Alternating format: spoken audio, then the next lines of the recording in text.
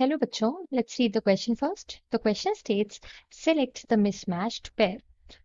Question में 4 options दिए हुए हैं और कह रहे हैं कि जो मिसमैच्ड पेयर है, गलत मैचिंग हो रखी है, उनको चूज करना है। तो फर्स्ट ऑप्शन में RNA interference is matched with fire and मेलो। सेकंड ऑप्शन में क्राइजीन 1AC is matched with cotton bollworm. Then third में hirudin protein is matched with Brassica napus, and fourth में flavor saver tomato is matched with vitamin A richness. तो question में mismatch pair को choose करना है। इस question को answer करने के लिए हम की कॉन्सेप्ट देखेंगे। जेनेटिक इंजीनियरिंग का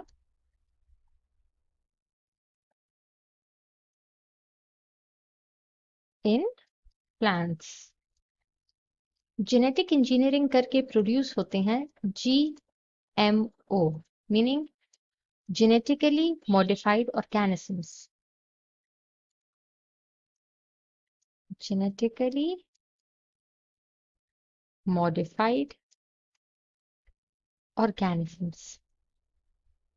ये जो ऑर्गेनिजम्स होते हैं जेनेटिकली मॉडिफाई किए जाते हैं फॉर सम और अदर टाइप ऑफ यूजफुलनेस। किसी ना किसी तरीके से इनकी क्वालिटी बढ़ानी होती है या इनके अंदर रेजिस्टेंस पैदा करनी होती है। किसी ना किसी से एक हेल्पफुल यूजफुल प्रोडक्शन हमको चाहिए होता है इन प्लांट्स में, जिसकी वजह से हम इनमें जेनेटिक इंजीनियरिंग करते हैं और अपना जीन ऑफ इंटरेस्ट, यानी कि कोई एक ऐसा जीन जो हमारे इंटरेस्ट का है, हमें यूजफुल लग रहा है, उसको हम इनकॉर्पोरेट करते हैं प्लांट्स में। तो हम ऑप्शन बाय ऑप्शन देखेंगे और मिसमैच पेयर को चूज करेंगे। तो फर्स्ट ऑप्शन में आरएनए इंटरफेरेंस की बात हो रही है। आरएनए आई मीनिंग आरएनए इंटरफेरेंस, और ये मैच किया हुआ है उन्होंने फायर एंड मेलो से, जो कि मैचिंग करेक्ट होगी क्योंकि आरएनए इंटरफेरेंस टेक्निक जो है वो डिस्कवर की थी एंड्रयू फायर, साइंटिस्ट हैं, एंड क्रेग मेलो ने।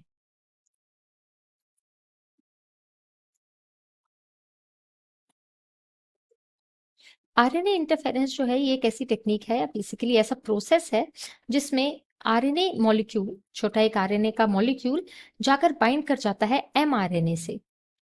तो एमआरएनए से जब ये बाइंड कर जाता है तो क्या होता है कि जो प्रोटीन कोडिंग हो रही होती है वो रुक जाती है। So the protein is not formed. अब ये आरएनए इंटरफेरेंस जो है इसको इस तरीके से यूज किया जाता है प्लांट्स में और इनफैक्ट जेनेटिकली मॉडिफाइड ऑर्गेनिजम्स में, कि अगर हमें कोई ऐसा पैथोजन है जो एक्सोजेनस है या फिर एंडोजेनस है, उस पैथोजन की अगर हम प्रोटीन फॉर्मेशन रुकवा देंगे तो इवेंचुअली उस ऑर्गेनिज्म की लाइफ सीज कर जाएगी।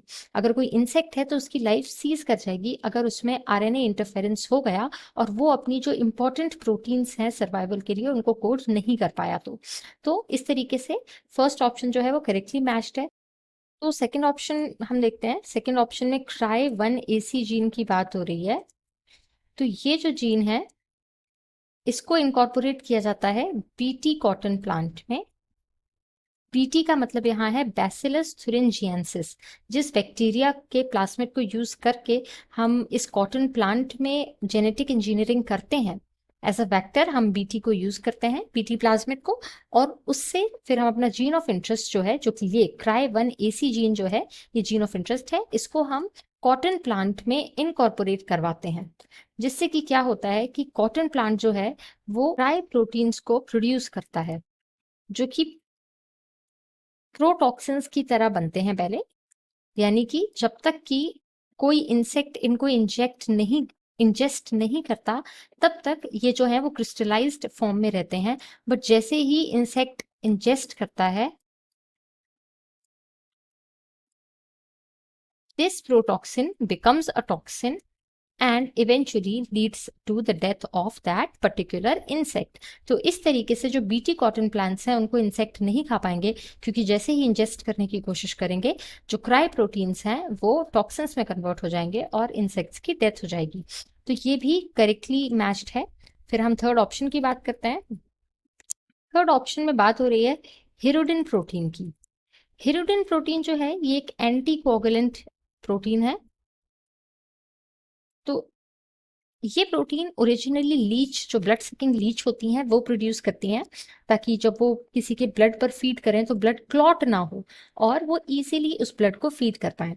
तो ये जो हिरिडिन प्रोटीन है ये मेडिकली बहुत यूजफुल है एंटीकोगुलेंट के तौर पर, लेकिन इसको लीच से बहुत ज्यादा कमर्शियली प्रोड्यूस करना पॉसिबल नहीं था, तो इसीलिए यूज किया गया एक प्लांट ब्रासिका नेपस, जिसमें टीआई प्लाज्मिड की हेल्प से जो है वेक्टर था। तो इस प्लाज्मिड की हेल्प से हिरुडिन प्रोटीन के जो जीन्स हैं, जो जीन्स इसको कोड करते हैं, उसको इनकॉर्पोरेट करवाया गया।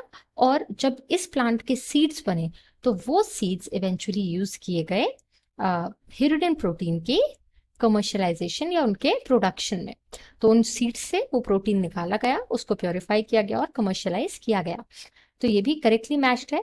फिर फोर्थ ऑप्शन की हम बात करते हैं। फोर्थ ऑप्शन में फ्लेवर सेवर टमेटो की बात हो रही है। ये जो टमेटो प्लांट है इसको जेनेटिकली इंजीनियर जिस तरीके से किया गया था कि इसका जो राइपनिंग प्रोसेस है वो स्लो कर दिया गया। तो स्लो कैसे किया गया कि जो एक सेल वॉल को डिग्रेड करने वाली एंजाइम होती है जिसका नाम होता है पॉली गैलेक्ट्यूरोनेज, ये एंजाइम जो होती है ये सेल वॉल को डिग्रेड करती है फ्रूट्स की। और जब ये एंजाइम प्रोड्यूस होती है तो सेल वॉल डिग्रेड होती है, यानी कि राइपनिंग होती है। तो फ्लेवर सेवर टमेटोज जो हैं उनकी डिलेड राइपनिंग की गई।